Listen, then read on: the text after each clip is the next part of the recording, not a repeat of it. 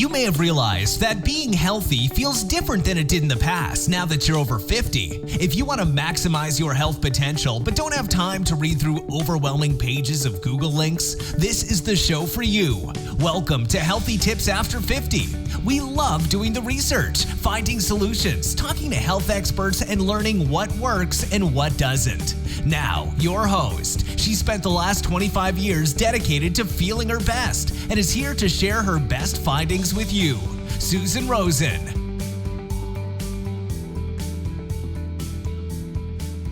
Welcome. I'm your host, Susan Rosen, and today's podcast is all about sleep. And it's actually an updated version of a podcast I did a couple of years ago. A little different, but definitely new.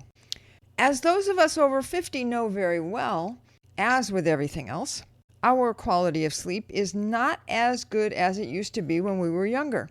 Personally, I used to go to sleep fast and stay asleep. Now, not so much. There are a variety of reasons for that. One is that as we get older, this means anyone over 40 really, we are not as efficient at sleeping. People say that we don't need as much sleep, but science is proving that that is not true. Some of the issues are that we don't get into as deep a sleep. We tend to have to get up during the night to go to the bathroom, and our brains are not as strong and as good at storing and processing new information as our younger brains were. We also aren't as efficient in releasing human growth hormone into our system while we sleep.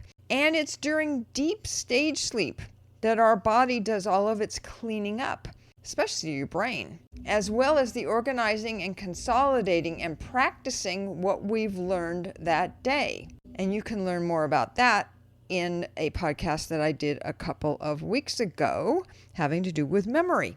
So some of the other things that your body does during deep sleep is it lowers your blood pressure, allowing your heart and blood vessels time to reset or to rest. You lower your blood sugar levels, which helps protect you from type 2 diabetes, and it also kills harmful bacteria and viruses, reduces inflammation, specifically C-Reactive Protein, which I'm sure you've all heard of, which is linked to, among other things, rheumatoid arthritis, Alzheimer's, Parkinson's, heart disease, and some kinds of cancers. I know for myself that overall I feel better now than when I used to sleep an average of 5.5 or 6.5 hours a night when I was working full time. And that's because I now try to get 7 to 8 hours. I'm sleeping longer at night than I did even 5 years ago because now I am prioritizing it. Not to mention the fact that I have the flexibility to set my own schedule.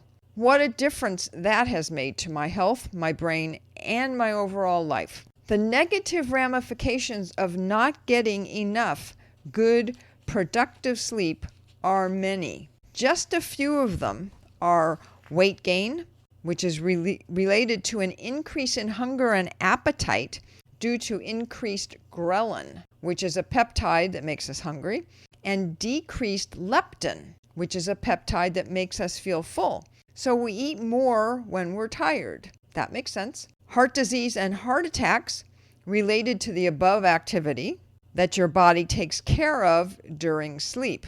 And strokes, diabetes, depression, and anxiety are a couple of other things that are related to not getting enough sleep, along with impaired judgment, learning, reasoning, concentration, and problem solving, problems with memory creation and recall.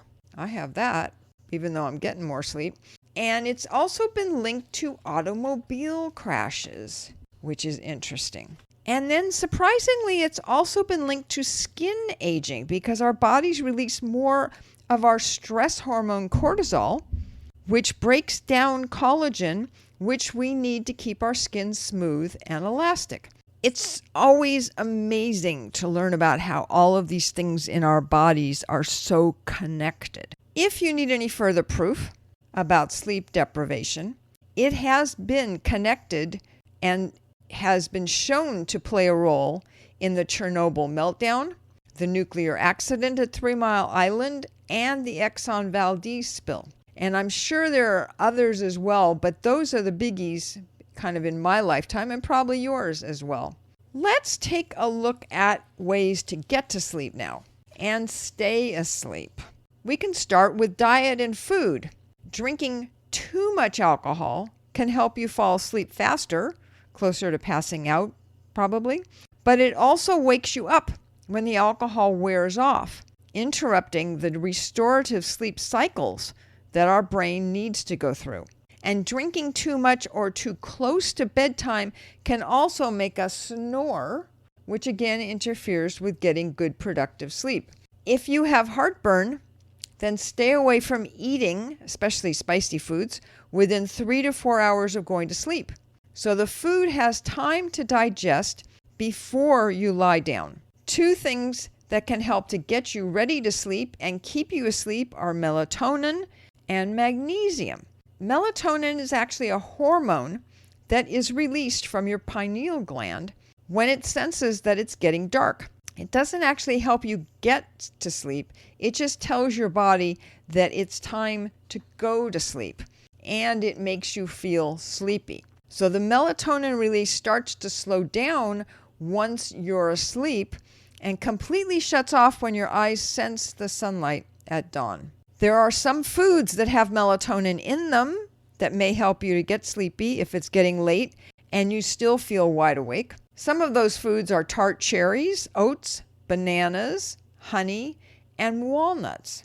There are also melatonin supplements that you can buy, but you need to make sure that you're using one that's been shown to have the actual amount of melatonin in it that it says on the bottle.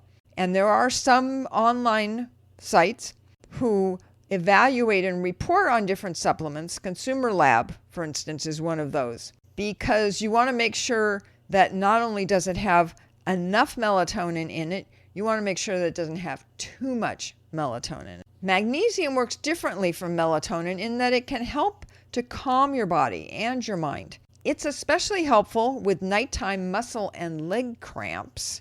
I use it sometimes for that. You can get it from food. Most green vegetables like spinach, kale, and chard have it, along with some nuts and seeds like almonds, pumpkin, and flax, plus beans, rice, and quinoa, dark chocolate, tuna, bananas, and avocados. All have really nice amounts of magnesium. If you need even more than those foods can provide, then you can get your magnesium from supplements, like everything else. There are many different types. Watch out for taking too much citrate and oxide because they will definitely give you the runs. But if you're constipated, then they could also help to make you more regular, whatever works. Magnesium glycinate and L-threonate are good at getting into your system and won't affect your bowels. L-threonate is particularly good at getting through the blood-brain barrier, which is a positive because your brain, like most of the rest of your body, not surprisingly, needs magnesium to function well and stay healthy. You might want to look at some of the magnesium vitamins that have a combination of different types so you don't have to spend a lot of time mixing and matching different forms yourself. You can also, I believe, check out my website's resources page. It has some recommendations on brands and where to find them. Next, let's talk about your bedroom or sleep space. If you can, don't work in your bedroom and try to keep it free of work-related electronics like laptops, cell phones, tablets. If you can't leave your electronics in a different room, then be sure that you turn them all the way off before you go to sleep, not just in sleep mode. You want to keep any blue light to a minimum if you can. That's the daylight spectrum that when your eyes see it, tells your brain, oop, time to get up. It's the blue light in nature that lessens as the day goes on and disappears at night, which then tells your system to go to sleep. Now, unfortunately, all of our light bulbs and electronics can and do have blue light coming out of them. You can change your light bulbs out at night. You can get some that don't have very much blue light. They're not daylight bulbs, and that's always a good idea. So what I'm saying is that blue light essentially screws up our circadian rhythms and our brains when we start getting blue light at night, because our brain doesn't know. It's getting confused. It thinks it's supposed to be going to sleep, and there's blue light coming in like it's daytime. You can also find blue blocking glasses from your optician, or you can buy them on the internet, Amazon, places like that. You can get some pretty inexpensive ones. Some of them are actually not bad looking, but you just wear them around the house mostly. Keep your sleeping room cool, 60 to 67 degrees Fahrenheit, to get uninterrupted sleep, because your body likes being cool. Not cold, but cool. And needless to say, keep it quiet if you can. If you hear a lot of traffic or other noise, get a white noise machine or some of those, ear muff kind of things to block out the noise. Most importantly, get a bed that is comfortable, stays cool, and is supportive for you. One important thing to look for if you do decide to buy a new bed is to make sure that it has a generous return or exchange policy, because the only way to really know if you like it is to sleep on it for at least a month and see how you feel. Again, I believe I put some bed recommendations in the resources page on my website. Exercise is important as a part of your overall health, and it's also very important in helping us get better sleep. But don't do any vigorous exercise right before you go to bed, as it will wake up your body and mind rather than relaxing them, which means that you're going to be tossing and turning for a little while probably before you go to sleep. A 2010 Northwestern University study of middle-aged and older adults found that aerobic exercise, quote, resulted in the most dramatic improvement in patients' reported quality of sleep, including sleep duration, compared to any other non-pharmacological intervention, unquote. So that's one more reason to get out and get moving, like you didn't need any more. The last area I want to talk about is snoring. And snoring is something else that gets worse as we age, because the tissues in our throat, just like the rest of our bodies, relax and lose some of their elasticity. And as we breathe, those tissues start to vibrate. So that's where the snoring sound comes from. And the most serious type of snoring is caused by sleep apnea, in which breathing actually stops and starts repeatedly during sleep. And again, it's because the throat relaxes and actually closes.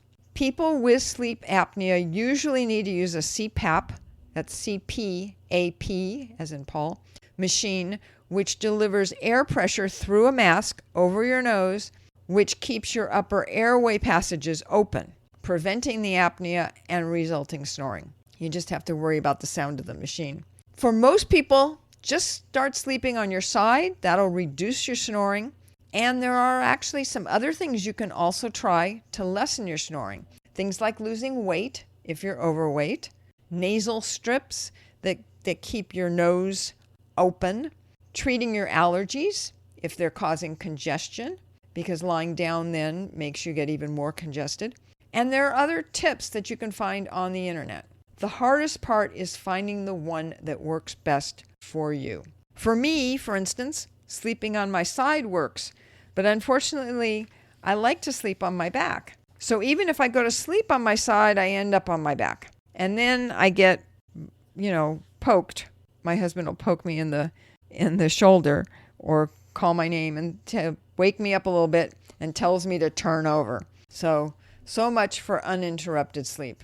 I hope you've gotten the message that good, productive sleep is probably one of, if not the most important thing you can and should do to stay healthy, especially if you're over 50, because our bodies are not as efficient at doing anything as they used to be. And to close, always remember that I am not a doctor, and whatever I'm talking about here on this podcast is not medical advice. I am just pointing you in the direction of going and finding your own information. If you're having medical issues, please go and see your doctor or go to the emergency room, whatever is appropriate. So that's it for today's show. And I will look forward to talking to all of you next week.